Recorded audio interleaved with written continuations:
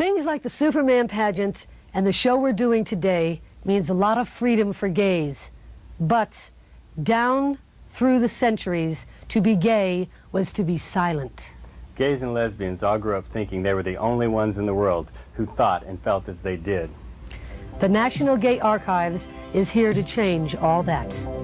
Just a few steps off Hollywood Boulevard, on Hudson Avenue, you'll find a small doorway and a sign that reads, National Gay Archives. Once you step inside, you begin to feel a tremendous amount of dignity and pride in our gay and lesbian culture.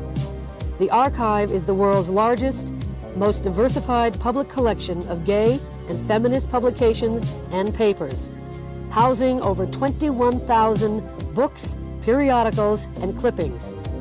All are about gays or of related interest. Curator Jim Kepner began this collection in San Francisco in 1942. Today, it's the richest known accessible resource on gay history, social and legal concerns, and the worldwide ripening of gay culture. We asked curator Jim Kepner, why are such collections needed? My own impulse was trying to find out some record of who I was. I had been to school and they had never said anything about me or my kind. And I couldn't find anything in the Galveston library before I left there, and didn't find much more in the San Francisco library. But I did find that San Francisco's bookstores were a gold mine.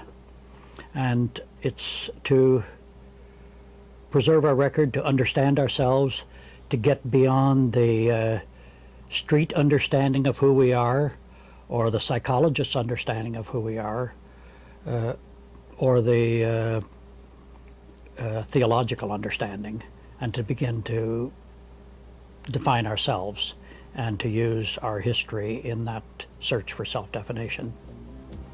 As part of the archives, the AIDS History Project was designed to handle the flood of information and news coverage about AIDS. David Grossman, project head, explains.